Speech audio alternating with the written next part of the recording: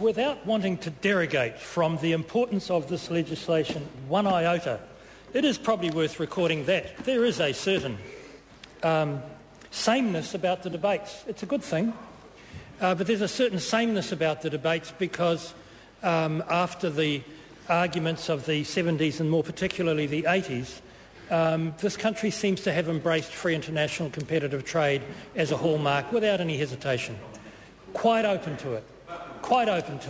And so as a result, the two big blobs of the political spectrum, Labour and National, go around and say how good it is and what the potential... Well, it's the two big blob theory of politics, unlike Scandinavia, for example, or whatever. But... well, if the member doesn't want to be called a blob, I withdraw and apologise. It wasn't meant as a nasty comment. It was just a way of describing the political landscape. So we go around and we say that that's important, and here's the rules of origin, and we're very pleased about this, and this is what the ratchet clause is. And then we say that this trade minister, that trade minister, and the one before him, because I think they've always been hims, were very good trade ministers, and no doubt trade ministers yet to be born will be good trade ministers. And then we say, in respect of the Greens, we understand and respect their differentiated position, but we notice that, first of all, they're in a minority, and secondly, they're not exactly against trade. And the Greens then get up and say, verily, we are not. We're just against trade in this or that circumstance. That's what I mean about the sameness of trade debates. But it is something to be celebrated, because there's little enough that's agreed across the House in politics, and better that we, instead of fighting over everything, only fight over stuff where there is a genuine agreement, and this is an area where there is not. However, I want to make 2 points which are slightly unrelated. The first is that the Holy Grail of Doha appears to me to be not making so much progress, that we are always talking about another trade agreement in Southeast Asia or in North Asia or in East Asia or in South, wherever it might be, or we might go across to South America and fold in the Chileans and so on. And so too with this one in Hong Kong, in advance on an earlier one that we had with that part of the country, of the world.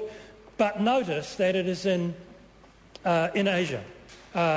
Notice that it is not in Europe. Notice that it is not in North America. I don't want to name drop, but I had dinner Saturday before last with a woman called Anne Veneman, who was Secretary of Agriculture under Bush. And I don't want to quote her at length because it was a private meeting. But she knows trade ministers from long ago in New Zealand, and met one or two of them. Met Jim Sutton, for example. But that ex-agricultural secretary is much more interested in trying to get free trade running than is the populace that she was representing. And so deep within these nations is a resistance to trade, and it's going to cost these countries sooner or later. So that's my first point. By mistake of geography, we don't sit where Iceland is, we don't sit where Cyprus is, we're sitting where sort of Asia roughly begins or ends, and therefore we are caught up in this maelstrom of trading activity which is reshaping global economics and the importance of where the new hegemons are arising, if you will. The second thing I want to say is this, and I want to be critical of the current government, and they will no doubt want to get up and say that I've been fair and unreasonable. I think that the support being given to our exporters, notwithstanding the fact that they're doing famously well at the moment, we've got trade surpluses for 6 or 7 months in a row. Excellent news. But over the decades, our export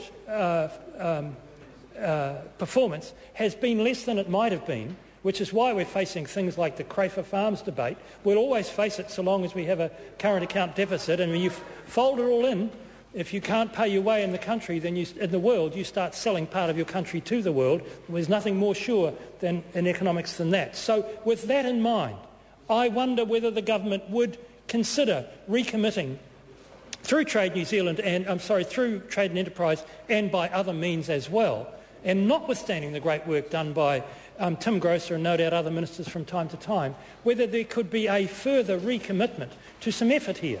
I don't see great effort in many of the Southeast Asian nations. I don't see us moving in a very determined way to Thailand, for example, or Vietnam, for example. Yet these are parts of the world where the emergence of the middle class is startling. I don't think we're doing enough. Even in China, where under the previous government there was plane loads of businessmen went, before, during and after the signing of the free trade agreement with China, I don't think and despite the fact that there's beachheads and there's offices with NZT&E in various cities around China, great improvement. Don't think it's enough. Don't think it's enough. Of course, many private sector companies don't need New Zealand Trade and Enterprise or don't need some cabinet minister to go and give the government imprimatur and open the door and so on. I understand that. I do understand that. But for those who can be assisted and who need the assistance, that assistance is not always timely and it's not always on the mark. And I think that we should adopt an approach to exporters. Don't tell them, let's not tell them, but treat them just quietly as really heroic people, because they often spend 100 days a year offshore, not, with their heads on someone else's pillow, not their own, and I think that needs to be rewarded. I think exporters are different, especially small or medium-sized exporters that are going through a growth phase or moving into new markets or are kicking butt, basically. They really do need a good deal of support. I don't think the current government does it. I think the wind down of some of the NZT&E stuff in the last 2 years has not been a good thing. I'm critical of the government. That said, I think this legislation is great. I think the people who negotiated it are great. I pay my respects to the officials who led it, and I hope it's speedy passage. Todd